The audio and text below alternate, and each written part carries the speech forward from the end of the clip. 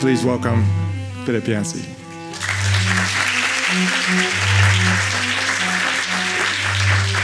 So great to have you. So how do you engage with cultures that often seems to be conflicting or in tension? And Endo somehow in Silence talks about that tension between Portuguese missionaries coming into Japan in 17th century, where when they just passed series of edicts forbidding Christianity in Japan, they knew that they would not have an easy time coming in. Two young priests, Father Rodriguez and Father Garupe in the movie Silence by Martin Scorsese. Richardson's understanding of culture is that the redemptive keys in each culture, somewhat hidden perhaps by trauma, but they are there. So it would help us to think into another culture, another language, another reality with this hopeful vision. Would that be the right way to address that? Yes, I remember a quote from Dag Hammarskjöld, who was the Secretary General of the United Nations, and he's dealing with the biggest global problems there were at that time. And he said, my goal is to find the smallest point of common ground on which we can stand together. I had a remarkable weekend one year. Scott Peck, who's no longer living, some of you know Scott Peck, who wrote The Road Less Traveled and worked on community, said that when we try to resolve differences, we go about it the wrong way. He said, for example, take the Palestinian crisis. It's been going on for years. Israel on one side, Palestinians on the other. And when they meet together, and they've done that, guided by various presidents, Jimmy Carter, the most effective, and they talk about, okay, this is what I want, and these talk about, this is what I want, and then they can start negotiating. And that's kind of the style of the current administration, only let's scrap all those previous negotiations and start over. And he said, I don't find that to be all that effective. Rather than trying to resolve our differences first and then create community, maybe what we ought to do is create community first, and then the differences will look in a different light. And so he brought 10 Jews, 10 Christians, and 10 Muslims together for a weekend. Happened to be in New Orleans during Mardi Gras weekend. Try to explain that Christian holiday to Jews and Muslims. It was difficult. But I liked being on the sidelines for once, as the Jews and Muslims were doing most of the conflict, because, of course, Christians and Jews have had their issues over the years. And but that approach of let's start with what we can understand, with what we share. When you go to the Middle East, when you go to the most rigorously Muslim countries, like in the United Arab Emirates, you see Jesus' name everywhere. It's Isa, the King Isa Bridge, the King Isa Museum, the King Isa Library. And Jesus is greatly respected as a prophet second only to Muhammad, they would say. So instead of saying, oh, you don't believe Jesus is the Son of God, you're a heretic, why don't we start with, here's what I love about Jesus. What do you love about Jesus? And work from there, and gradually the truth of who Jesus is may dawn on them. So that's just a difference in approach. In your distinguished career and so many books that we have come to love in your particular journey, sometimes in the margins, because you are like a prophet crying out in the wilderness of evangelical church culture, and saying that there are voices that are refracting that we can pick up. I remember thinking about, through your book, What's So Amazing About Grace, so many stories of brokenness and these journeys of creative people who gets lost in the religiosity or this very black and white world of the church. as an artist reading, I so resonated with what you were trying to say. And it seems to me that analogy, right, of using your imagination to reach out. But in a sense, you have to acknowledge the brokenness and trauma first. So when you speak about Columbine High School, when you think about so many of the cultural traumas that we experience and describe, I think you have an approach to it. I don't want to presume, but that assumes that cultural trauma is universal in some way, and you write into that reality. What does Endo mean to you in that? I've read a lot of Endo, including his own personal reflections, and I felt so much in common with him. He, very rarely in Japan, he was raised in a Christian home. His mother had been in, was it Manchuria, and went through a painful divorce, and then she converted to Catholicism. So he was raised as a Catholic, baptized, and went to a Catholic school. Less than 1% of Japanese people would be in that category. And he said later it felt like a suit of ill-fitting clothes, or something like an arranged marriage. Wait a minute, I didn't have any choice in this. And as I read that, I thought back to my own past, because so many of us grew up in the same kind of church that we are in now. I grew up in a church that I wouldn't get close to now. It was just one of these angry, racist, fundamentalist, legalistic churches in the South that was my suit of clothes. And gradually I realized, no, this suit doesn't fit anymore. The buttons are bursting. I've got to get out of here somewhere. And my brother, 2 years older, went through a different tack. He threw it all away, and in a very self-destructive pattern. And I've been able to make my career kind of exploring, well, what can I keep and what can I not keep? Picking up the stones, scrubbing them off one by one. And I frankly, Shusaku Endo and his book Silence particularly were very formative there. He was an exile. He was a Japanese Christian in a country that was not Christian, that was fighting World War II, with the Christian West. And of course they lost. So he had been made fun of by his friends at school for being Western, for being Christian. They're the enemy. And he thought, now I can go to the great Christian West. I can go to the Christendom, the triumphalist place where the music of Bach comes from, and the novels of Graham Greene and Christian novelists that I've learned from. So he came. He was actually the first Japanese student to study in the West. And to his surprise, he wasn't welcomed. Oh, welcome, welcome. He was the enemy. He was treated like the enemy because he was the enemy from Japan, and they had just fought this crushing war with Japan. So they called him names. He experienced racism, and then he got sick. And he went through a huge crisis of faith. And it was really on trips to Palestine where he went and rediscovered who Jesus was. I wrote a book called The Jesus I Never Knew, and I think that would apply to several of Endo's books. He wrote a book called The Life of Jesus. And he had this image from Japan of Christendom as this triumphal, wonderful civilization that dominates the world, and he wanted to be part of it. And then when he went to Jerusalem and places like that, Galilee, he realized that wasn't Jesus. Jesus was around the outcast. Jesus touched those that no one else would touch, with leprosy, the woman with the issue of blood. Jesus, when I wrote the Jesus I Never Knew, I made a chart, and it was true that the more ungodly, unrighteous, social outcast a person was, the more attracted they were to Jesus. And the more responsible, good citizen, Bible-believing a person was, the more they were threatened by Jesus. Isn't that odd? Because the church has kind of reversed that. We have this image of the good people who go to church. Well, the good people didn't go to Jesus. It was the bad people.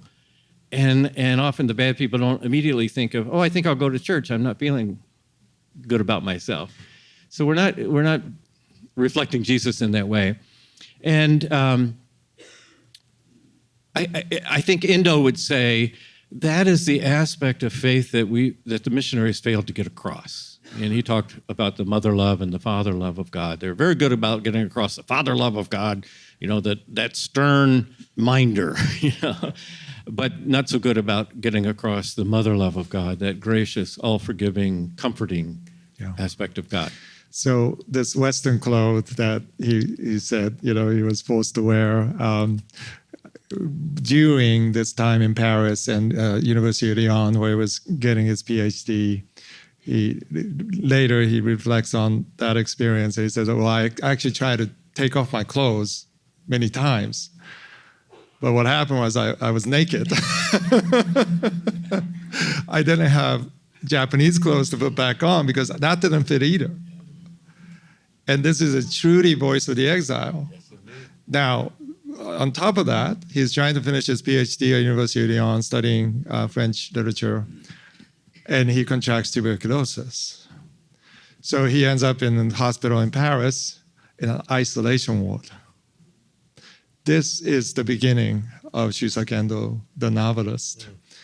And in some ways, to understand his psyche is to assume that this complete rejection, right, by his own society, and in some ways his own faith, because he's wrestling with his faith at this point, and this torment of contracting a disease. I mean, imagine being a foreign student in a foreign land where you're still trying to figure out the language and customs, and being in an isolation ward. And I do say that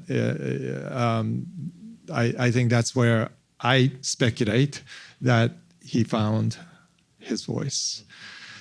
Your experience growing up in a fundamentalist culture, where did you find yourself, that place of exile that you found your voice?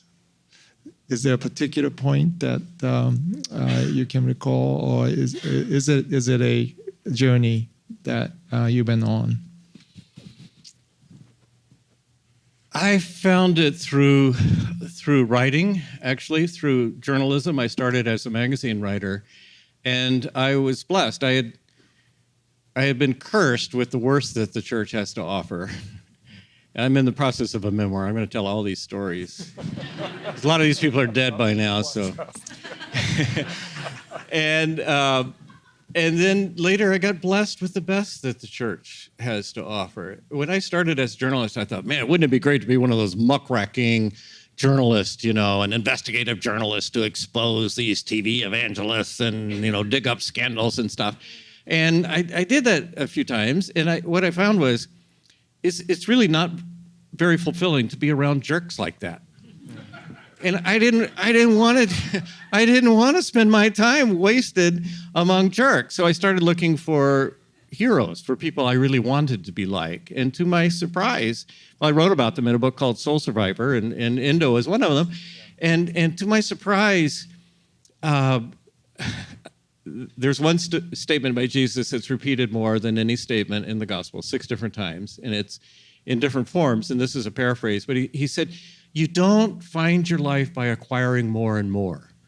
You find your life by giving it away, and I would add in service to others. And that's what I found as a journalist. And the person who was the hinge for me to answer your question, Mako, was a man named Dr. Paul Brand. I had interviewed many people. He was the wisest and smartest of any of them. Every question I asked, he had thought of and researched and could speak to.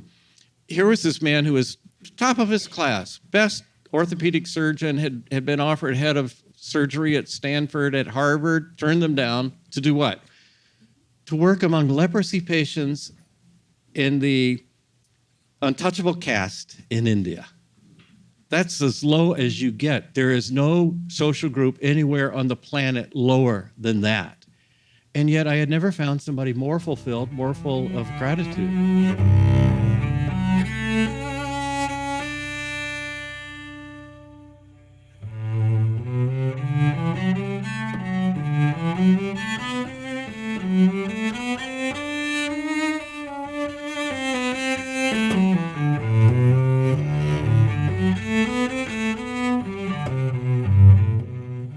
And again, I found the people I most wanted to be like were not the ones that, migrate to Southern California to be in the movies, you know?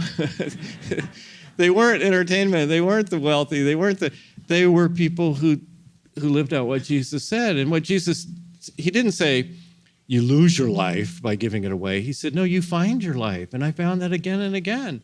And Endo, in a sense, creates anti-heroes. The priests betray, the Kichijiro is a traitor. They're all messed up. So he intentionally goes after. It's almost like he goes on this adventure to find the weakest possible voice, the most rejected, the most outcast. And he kept on saying throughout his interviews in his life that we have many stories of the heroes of faith. But I as a novelist, I'm not interested in pleasing the religious. I'm not interested in even being encouraged by Christians to say, you've done a great job, describing this hard story. I am interested in the questions that no one can answer. And to get there as an artist, he would dive so deep into the mystery of the unknown. The most rejected, the outcast, that he wanted to find out, and Father Chiera, who becomes Father Rodriguez, the Italian Jesuit priest who disappeared from history, the Vatican history, Vatican disowned them, and the Japanese, have said, that's in the past. So 2 pages, I think 3 pages that he has at the Shusaku Endo Museum, notes about this Father Chiera, who disappeared, and this kind of intensity, investigative journalism, as it were, moving into the terrains, places that people have universally rejected, that they have thought that it was unworthy, even like ignore it. And you seem to have the same instinct. Yes, for those of you, not everyone has seen the movie, not everyone has read the book. Let me give you a 1-minute synopsis here. It looked like Japan was a very fertile mission field. Some of the original Jesuits, Francis Xavier being one of them, went there, and this flourishing Christian community of 300,000 people quickly emerged. And then there was some rivalry among Christian groups, and the warlords said, enough of these guys, it's a foreign religion, get them out of here. And they started torturing Japanese Christians. And then they thought, we're better off going after the priest. If we get the priest, then nobody will be proselytizing these people anymore. So they would bring in scores of Christians and say, until you recant, there was this particular thing, commit to fumie, stepping on a bronze plaque of Jesus. Until you do that, we're going to just keep killing these Christians. And Martin Scorsese has a lot of experience in portraying people being killed, so he does it very well in the movie. It's not gratuitous, actually. But it's true. It's historically true. And thousands of these Christians were killed. And supposedly this one great priest that had been a mentor to people back in Portugal, to the young priests, word came back to Portugal that Father Ferreira has recanted, committed the fumie. And these 2 young priests can't believe it. So they are smuggled into Japan. And the movie is about their search to find out, is it true? And then they face the same trial. So Father Ferreira, in today's terms, would have been considered Billy Graham. Yeah. At his time. Yeah. The best of the best. He was, he was the leader, mentor to so many young priests, and so Father Rodriguez and Father Garupe in the movie cannot believe it. They say we have to do something. This cannot be true, as we will be in failures of leaders in our nation. Right, and I don't want to give away the plot completely, but it's not about the triumph. It's about martyrs, but the martyrs are not the great priests. In fact, the martyrs are the peasant Japanese Christians. And when I read, especially the Catholic reviewers, one of the complaints they make is, you're making the wrong people the heroes? Don't make the priests who recant. Make them, make the martyrs the heroes. And I must say, when I read the book for the first time, the first thing that struck me was martyrs. I identified with that. I grew up in Atlanta, Georgia, during the Cuban Missile Crisis days. We would do our little duck and cover drill under the seats every day in school, because, of course, doing that will protect you from nuclear bombs.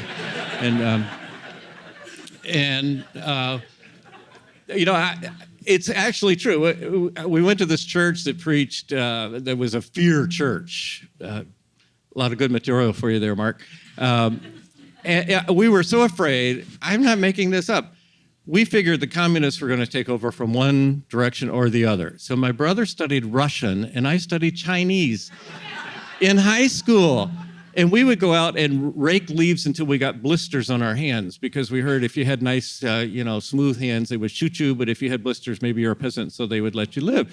And, Russian, Chinese. So I identified with the martyrs at first. And you mentioned the Coptic Christians. These are in the news every day, or Cassie Bernal at Columbine.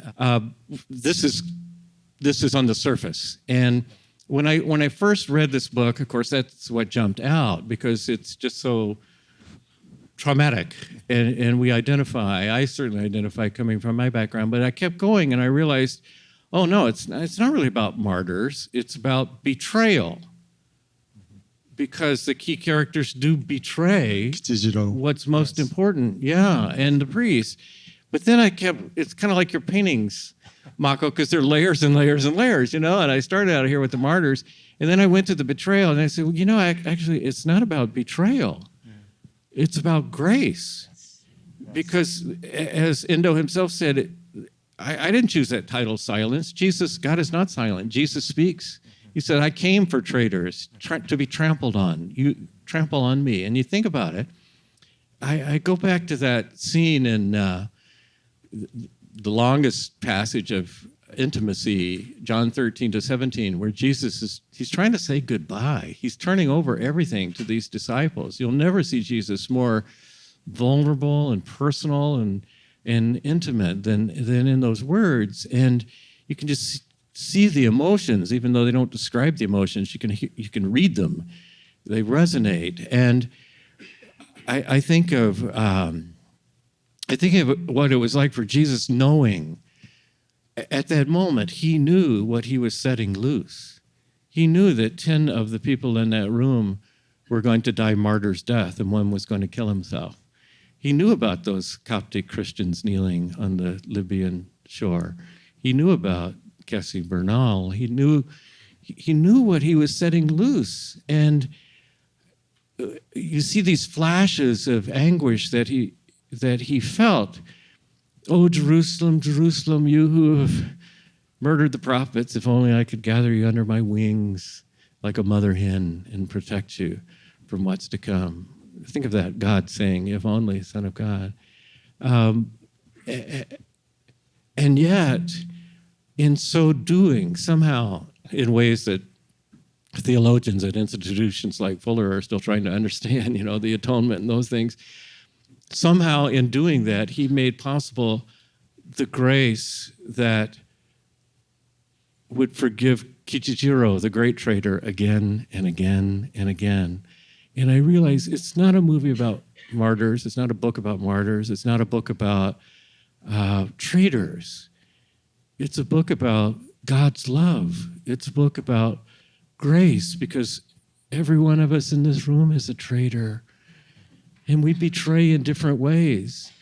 And Jesus went out of his way to found his church on the backs of Peter, who was really no different than Judas. I never knew the blankety blank 3 times. And Paul, Saul made his living as a human rights abuser, torturing Christians. And these are the giants of the church. So that no one of us who struggles with addiction or pornography or lying or sexual sins or, all the things that we do, all the betrayals that each of us does, no one of us can say, yeah, but he can't forgive me. Oh, yes, he can, And I think Endo felt that deeply. the outcast, and experienced it deeply and expressed it profoundly.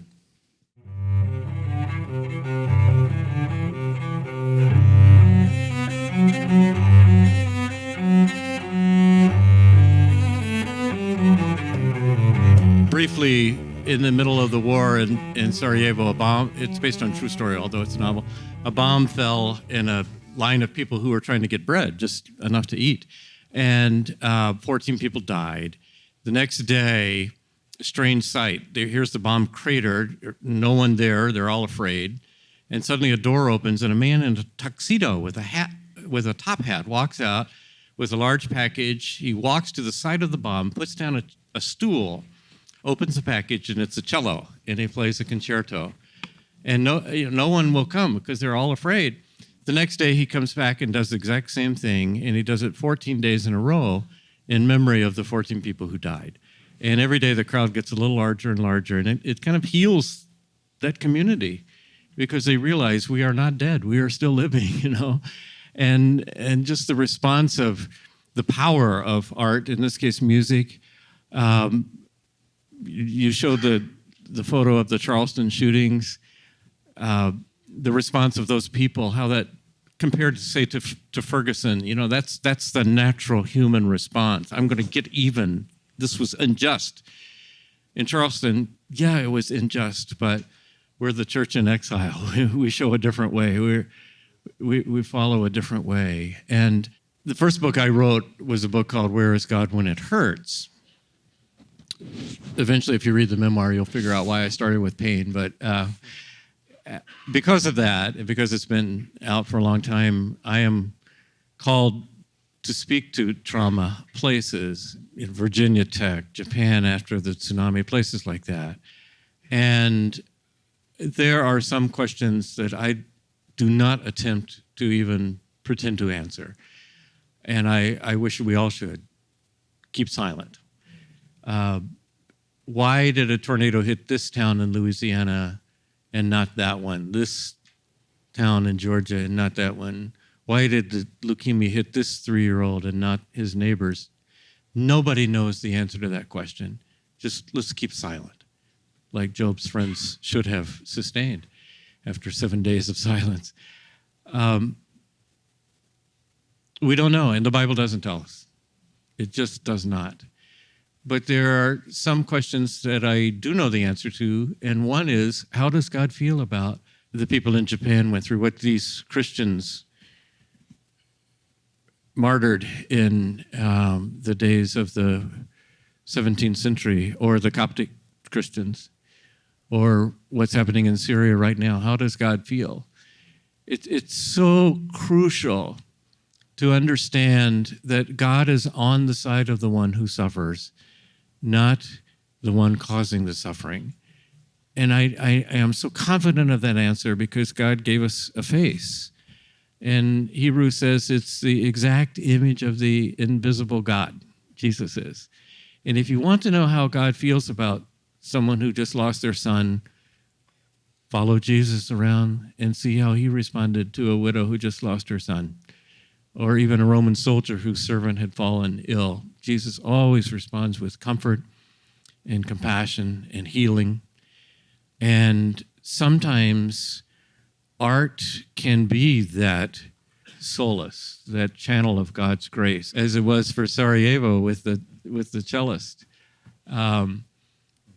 And sometimes it is words. They help as well. But what we as Christians are called to do is to bring that note of comfort and hope. And I notice whenever there's a national tragedy, like September 11, I mean, Mako, you could tell your story of just blocks away from ground zero and the effect on the artist community there, where Mako opened his home as a studio, a tea studio for artists, and one by one these shattered, destroyed people came and felt healing and restoration through Mako's spirit. And it wasn't an easy thing. And eventually you did have to leave Manhattan, partly because of that. But You were the Spirit of God to those people. And when I got the call to go to Newtown, Connecticut, I had already spoken in a lot of places of tragedy, but this was different. Jen and I aren't parents, and I thought, what can I say to a mother and father who's lost their 6-year-old, 7-year-old son, daughter? What words can I say? I mean, they're asking me to speak. I'd rather somebody play the cello. What words can I say? And I started noticing that in every act of trauma like that, every national tragedy, 9/11, Newtown, the shootings that occurred like clockwork, it seems, the New York Times gives away their op-ed pages to pastors, priests, and rabbis. They don't have a lot of time for them most days of the year, but you watch the next national tragedy. It's going to be a pastor, priest, and rabbi, because those are the times when they need the voice of comfort and grace and hope. When I got that call, I was working on an article on the new atheists. So I had read a lot of books by Richard Dawkins and Christopher Hitchens and Sam Harris and people like that. And I noticed the New York Times never asked them to comment after a national tragedy. Because they were saying we live in a cold, ruthless universe that's going to flare like a match and then go out. Humans are just an accident of nature, never to be repeated, And we feel that's a lie when we lose someone we love. I remember this scene from Japan after the tsunami. We were there a year later. And there was a middle school where more than 100 children had died, about 120. And Japan is used to tsunamis, but this one was 90 feet, I think 9 stories tall. And when we toured this school, they actually held up an iPad. They had a video of the wave coming. And we were standing on the steps, and we saw this wave. And then, of course, the video goes kind of crazy because they're scrambling to get upstairs. And as the children were scrambling to get upstairs, 120 of them died. They didn't make it up the stairs. And you could still see the watermarks in the school, exactly where the water line were. And everything in the school was preserved. It was, little children's drawings on the wall and be good slogans and homework assignments and things on the blackboard and Japanese characters. And then in the gymnasium, they had collected everything, all the detritus that had been left by the tsunami. And every day, this is a year later, remember, every day, Japanese mothers would come and go through these boxes looking for some fragment of memory of their child. Maybe a fountain pen, maybe a lunchbox, maybe a stuffed animal, maybe a school paper. And here are these women going through these boxes. I took a picture. 1 year later, how many days had she been there?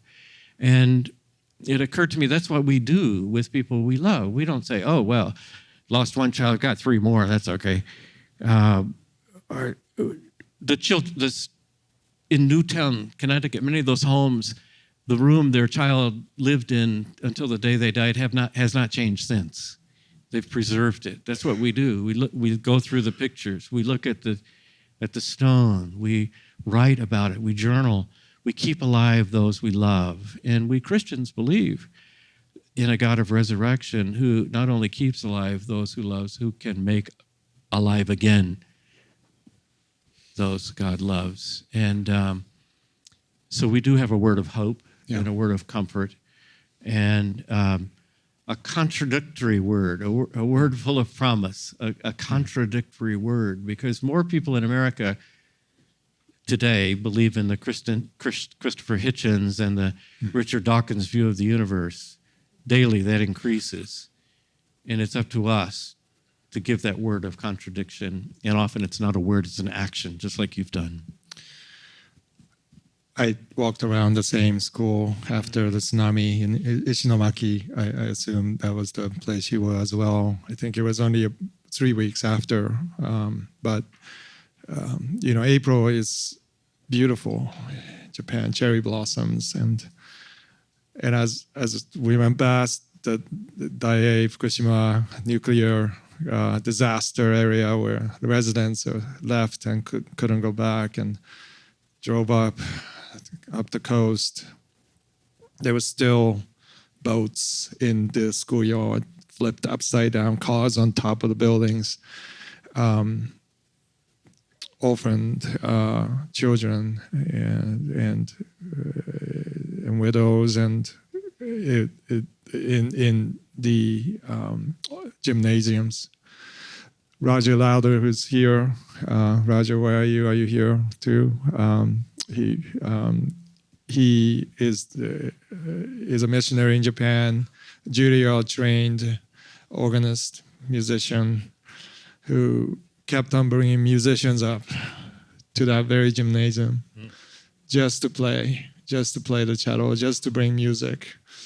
Because the Japanese at that point had food, minimum shelter, but they needed something more.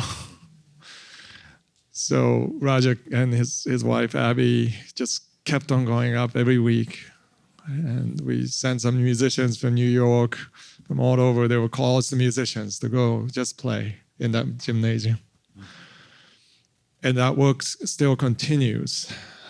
You don't seem to get over these things at all. And yet artists are conditioned perhaps to be ones to be the canary in the coal mines of, and you sing when you feel the poisoned air.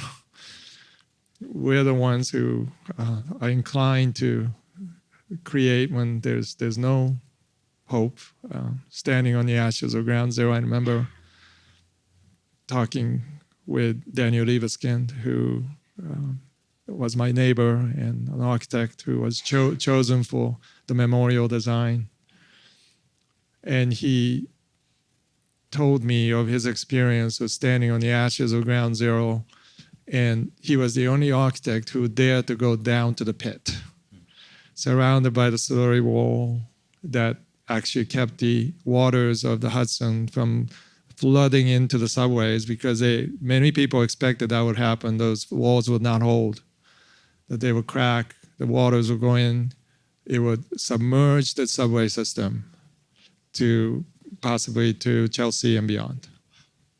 That didn't happen. Daniel Libeskind stood on the ashes of ground zero in the pit, touching the wall, and said, "This is the resiliency of democracy."